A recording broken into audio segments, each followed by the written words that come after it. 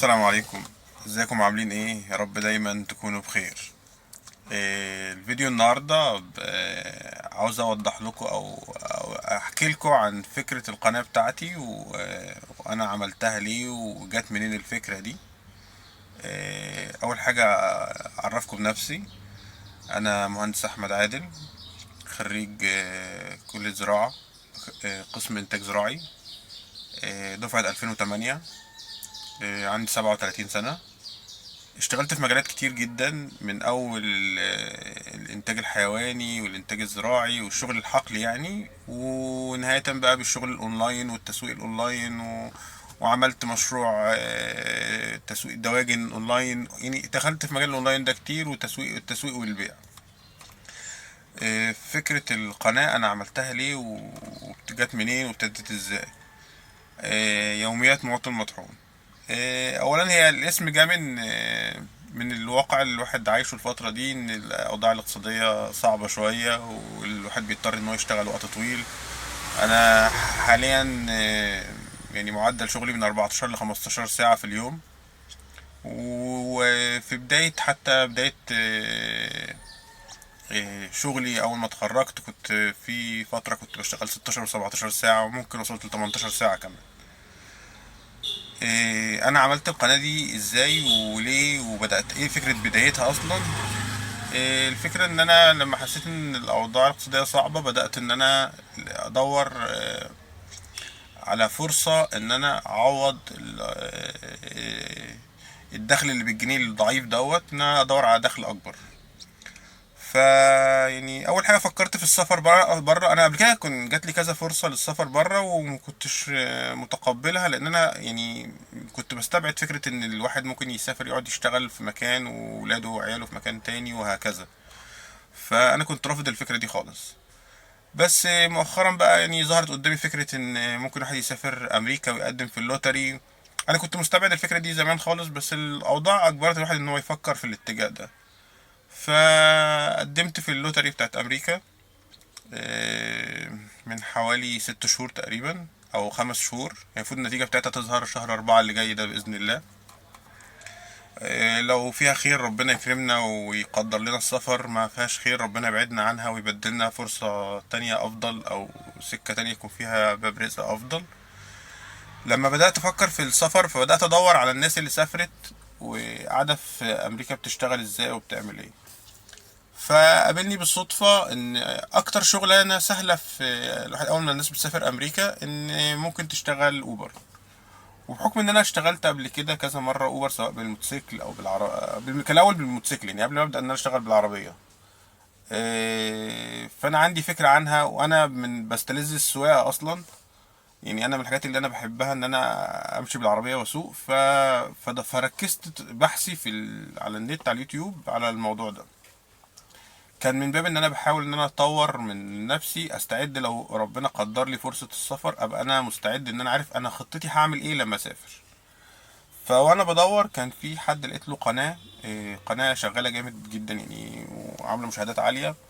هو عراقي من العراق تقريبا، وكان مسافر حتى مش باللوتري، كان مسافر اسمه إيه ده، باللجوء السياسي. يعني سافر امريكا وقعد هناك وعمل لجوء وكده. فهو كان بيشتغل اوبر وكان في شركة تانية مش فاكر اسمها ايه، يا ربي اسمها ليفت. اوبر، وكان بيشتغل ليفت، وكان بيشتغل توصيل بالعجلة مع ليفت الاكل وكده. اللي شدني ليه فكرة بقى القناة وكده، ان انا لقيته ان هو كان مرة بيتكلم عن القناة بتاعته. فكان هو بيقول ان هو بيحقق دخل بيعدي $2000 في الشهر. فطبعا الفكرة عجبتني جدا. اولا هو المحتوى بتاعه كويس، مش محتوى تافه. وكنت انا في العموم رافض فكره ان انا اخش على مجال اليوتيوب والحاجات دي، لان اغلب المحتوى اللي كنت بشوفه رائج جامد وبيكسب المحتويات التافهه. فانا لما لقيت الفكره بتاعته ناجحه وبتحقق دخل كويس، يعني $2000 في الشهر ده طبعا رقم كويس، خصوصا لو احنا بنتكلم على مصر. $2000 ده رقم محترم يعني، بتاع حوالي بنتكلم في كام، في حوالي $14000، 14000 جنيه لو حولناهم بالمصري يعني. لا اكتر، 14، حوالي 14,000 ده حسب السعر السوق يعني السودا دلوقتي. المهم الفكرة عجبتني، وبدأت ان انا افكر ان انا اعمل قناة بنفس الفكرة. كنت وقتها بدأت اشتغل ان درايف، وبدأت ان انا اصور الرحلات الشغل بتاعتي واوضح للناس انا بشتغل ازاي وبعمل ايه. فعموما انا القناة هدفها ان الناس لو حد يعني احنا اغلبنا في الظروف الوضع الصعب ده، وبنحاول نشوف فرص جديدة ان احنا نحقق بيها دخل. طبعا اكتر فكرة شايفها حل لاي حد دلوقتي عشان يحسن من ظروفه ان هو يدور على دخل بالدولار. لان اي رقم يعني انا بحسبها بيني وبين نفسي، لو الواحد حقق ان وصل ان يحقق 5 دولار في اليوم، ده رقم محترم جدا. ف5 دولار ده بالنسبة للشغل بره حاجة عبيطة قوي يعني. فوانا بدور في الفترة الاخرانية دي لقيت كورس اسمه كورس السبوبة سوا. الكورس ده كل فكرته ان هو لمدة 90 يوم بيساعدك ان انت تحقق اول دولار. يعني الكورس هو تسويقه على اساس ان انت بيقول لك انا بضمن لك ان انت بعد 3 شهور تكون عرفت ازاي توصل لاول دولار. طبعا فيما معناه ان انت هتعرف توصل لاول دولار وتوصل للي بعد كده بقى خلاص، يعني انت عرفت السكه ازاي. هو طبعا بيعتمد على شغل الفريلانسر. الفريلانسر ممكن تشتغله من اي مكان، في اي وقت. ففي يعني مميزات كتير جدا، واكبر ميزه فيه ان هو دخل دولاري. انا اشتركت امبارح في الكورس.